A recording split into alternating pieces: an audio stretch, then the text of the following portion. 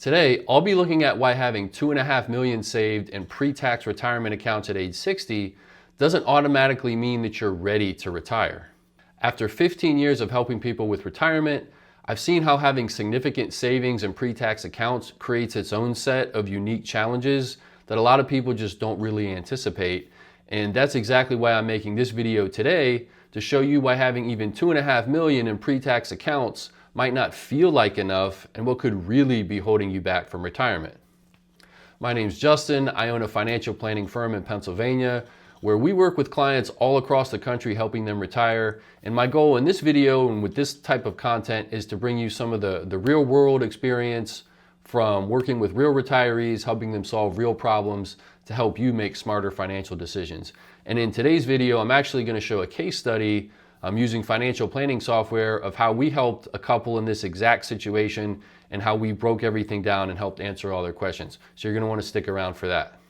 Okay, so today we'll be talking about Steve and Stephanie. And Steve and Stephanie had about $2.5 million saved between them in pre-tax 401k and traditional IRA. And they had spent years as successful professionals, maximized their retirement accounts. They had really done a fantastic job of saving and doing everything that they were supposed to do on the savings end. But they felt overwhelmed with trying to figure out how to actually retire and all those little nuances and questions that come with a big step like retirement. Questions that you might have too, like how long can my portfolio last? How much can I spend? How much should I spend?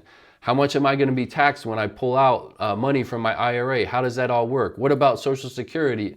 All those things, it just had them feeling trapped, and they felt like they just had no clear roadmap for how to turn retirement into reality. And I was actually talking about the same thing with a client of mine earlier this week. He felt like he should have had plenty for retirement, but he just couldn't bring himself to make the leap. And it was mostly psychological. It wasn't really a numbers issue. It was really a psychological thing, but he just felt like he was in a paralyzed state of confusion. And that's exactly how Steve and Stephanie felt. And here's the key problem. Despite having a high savings of $2.5 million, they just didn't know how to actually make the transition into retirement. And what should have felt like a clear path to retirement just turned into paralysis by analysis.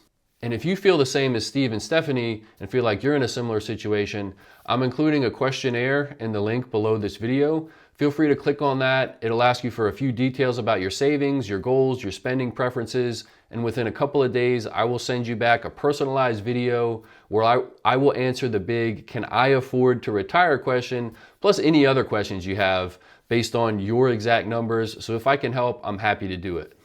So back to Steve and Stephanie.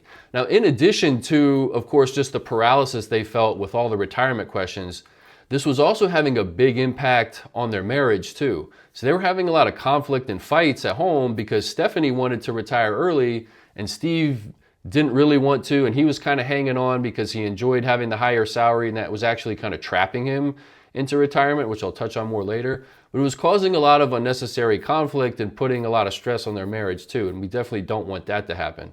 In addition to that, Steve is watching his friends Mike down the hall, Jim down the hall retire, and he had actually called me and said, "Hey, my friend Jim and I, we talk about retirement all the time, and I have a lot more saved than him, but he just retired comfortably, so why am I holding myself back?" And that's what got us talking about the whole retirement conversation in the first place. And so they were just watching, more and more days slip away because they just couldn't figure out how to crack the code and actually make retirement real. And so now that you've seen how this was impacting Steve and Stephanie, this next section is important because now I'm going to break down the numbers and show them how we answered the questions and help them figure out retirement. So now let's look at where Steve and Stephanie were when we started and take a look at their numbers. And what I'm showing you now is the blueprint page. I like how this is laid out. It has everything laid out real neat. So we can see all the details on them. We can see their ages, 60 and 58, how much they have in their accounts, who has what, value of their home, and their total net worth. And what I'll do now is I'm going to go to the main analysis page. And this is where we have all these different little levers that we can pull to see what kind of projections we want to run and what kind of hypothetical scenarios that we can generate. And we'll start with the retirement age, and that was the main source of stress. So Steve thought that for some reason he had to wait, or that it was best to wait until 65 because that's when Medicare starts and that kind of stuff. And so for some reason that was in his head. But Stephanie was saying there is no way in hell that we're going to work another 5 years, and that was causing all the strife and the arguments in their marriage. For this, we're just going to assume that Steve is retiring at 62, and then Stephanie's going to retire right after him. One of the next big questions that we wanted to know is what their average monthly spending was. And I find with higher income couples and higher income retirees, a lot of times they kind of know what they spend, but not really. So getting a pretty good average monthly expense target is really important for making these numbers work. And for them, that was about $7,250. We're also going to add a little bit of healthcare expense on top of that. So it'll really be somewhere around $10,000 for this illustration. And then we can see their salaries. So they're making really good money. They're making a little bit over $300,000 a year. And that was a sticking point too that was holding Steve back. He said a couple times that if he delayed retirement, it's not the worst thing in the world because at least he's getting another year of high income, right? And that can be a really big detriment to your overall plan if you let that extra income basically give you golden handcuffs and cause you to delay retirement longer than you really needed to. And for retirement income, we're just going to assume that they follow the 4% rule. We're just going to use that as a benchmark. They're going to take 4% of their starting total investment account balance and then adjust that every year with inflation. There's plenty of other ways to structure retirement income. 4% rule doesn't always work for everybody, but for this, we're just going to go with the 4% rule. One of the other things we needed to know was what their investment experience was. And they had been great savers, done a great job. They've been through a lot of market ups and downs. They had about a 70-30 stock and bond allocation. They were using target date retirement funds in their investment accounts.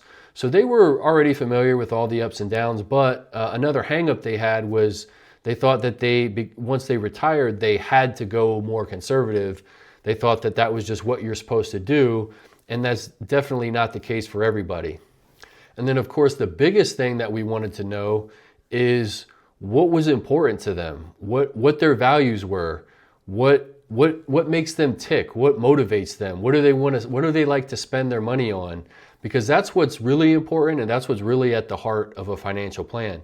So when I start working with somebody, that's what I want to know. I want to know, what does this money mean for your life? It's great to save up $2.5 million. That's fantastic. Or even $3 million or $4 million. But we want that money to mean something for your life. We don't want you to just build up money without any set purpose for it. We want you to be able to use that to help you live your best life. And that's the most important part of the plan, in my opinion. And for Steve and Stephanie, that was spending time with their grandchildren. Steve liked to go fishing and hiking. He liked to take a trip to Montana, usually every year, not always every year, but he wanted to be able to do it when he could. They liked to take a cruise once or twice a year. They weren't big spenders. They didn't live lavishly, but they did want to make sure that was there, and wanted to make sure that was an important part of the plan too, that they had enough money to be able to do those things. And we had talked about the tax picture at the beginning of the video and how that was a big thing for them as well. And I'm going to show you what I mean by that. So I know I'm putting a lot of numbers up on the screen, and I won't hang out here too long, but I just want to use this to illustrate some of the overall points here. So here's their total income for each year. They're making that high income. Then they hit retirement. We start taking their 4% from their investment accounts, and that increases every year with inflation. Then they hit 67, and Steve starts taking Social Security at full retirement age, and Stephanie starts doing the same. So by the time they hit 2035, their Social Security income plus what they're withdrawing from their IRAs and 401k, they have a nice retirement income going. They have pretty much the same standard of living in retirement than they did when they were working, because now, of course, they don't have money going towards saving up for retirement because they're withdrawing now. They're not paying the same FICA and Social Security, Medicare taxes anymore. So they have about the same standard of living.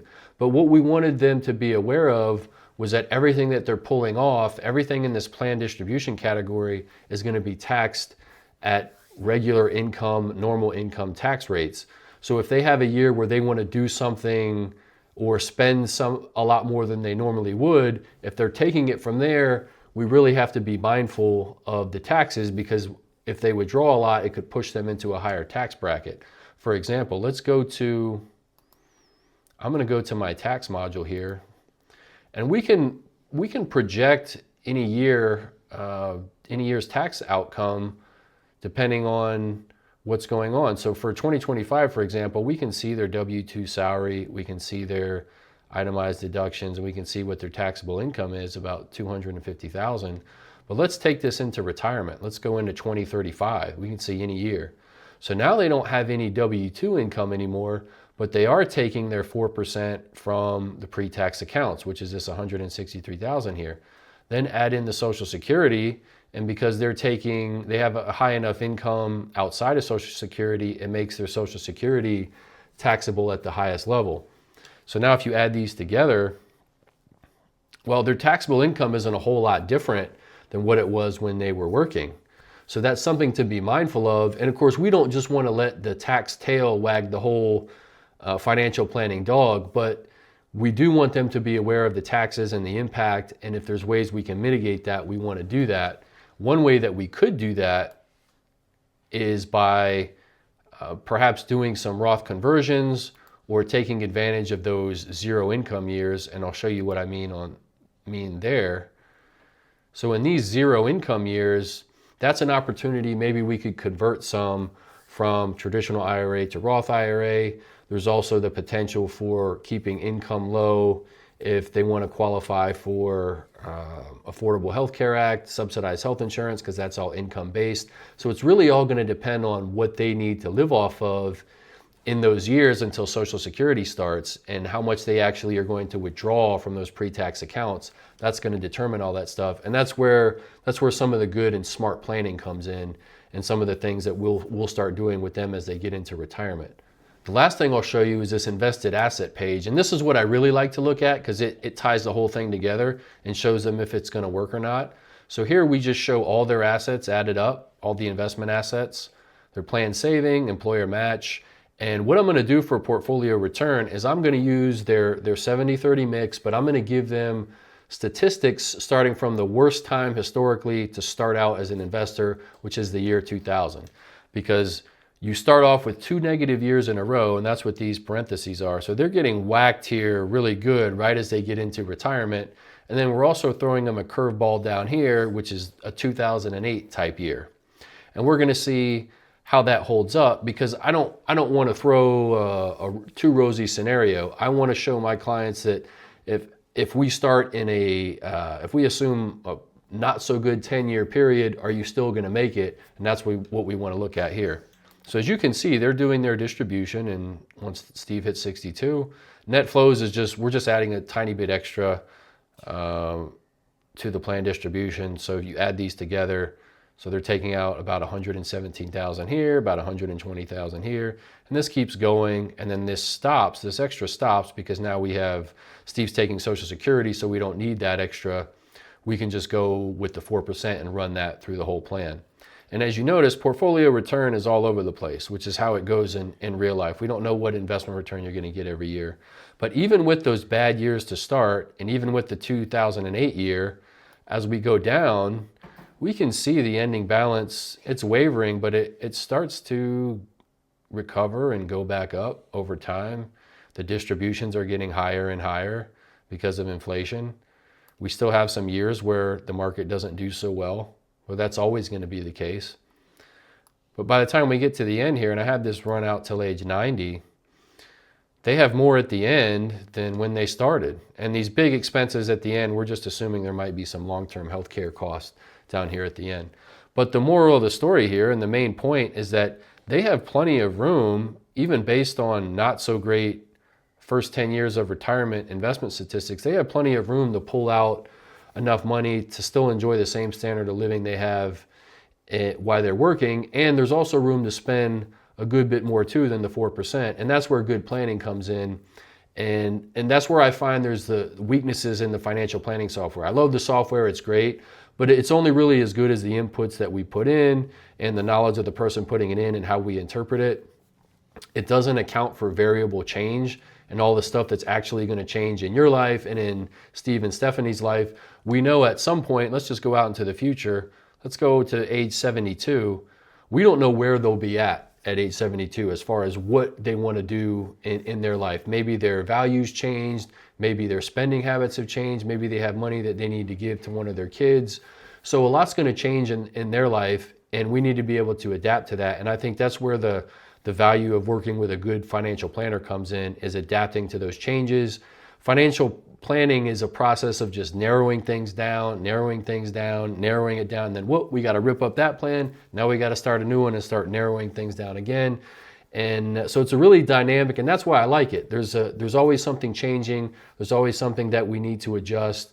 And that's what the whole financial planning process is. So software is great, but this is just a financial projection instead of a financial plan. The plan is actually in the doing and in the making the adjustments. So once we showed these numbers to Steve and Stephanie, it took away a lot of that stress. They were able to look at this and say, oh wow, we didn't realize how much room we had to spend, and now we understand how taxes play into the picture. And it just got rid of a lot of that paralysis, and they were able to start taking those next steps and to transition into retirement and stop that fighting at home, right? We don't want to see them getting divorced going into retirement, so that's an important thing. But overall, they were a lot more comfortable to be able to make that leap once we mapped all this out for them. And we can also see that a lot of this is just psychological and just not knowing how all the pieces fit together. And that's a really big part of being able to go into retirement with confidence, is knowing how it all fits. So now that you know a little bit and you've seen a little bit about how to navigate retirement, even with a high amount of pre-tax savings, you can transform your $2.5 million or $3 million or whatever you happen to have into steady, tax-efficient withdrawal and integrate that into your overall plan. And working with a lot of clients at this wealth level, it's shown me how having the right overall strategy with withdrawals, tax, investments, it can make everything so much more powerful and add meaning to your life. So if you want further help with your retirement plan, I put together a complimentary questionnaire. It's all free. Once you complete it, I'll send you a personalized video with my financial planning software, just like I showed you for Steve and Stephanie. If I can help, I'm happy to do it. Thank you for watching, and I will see you in the next one.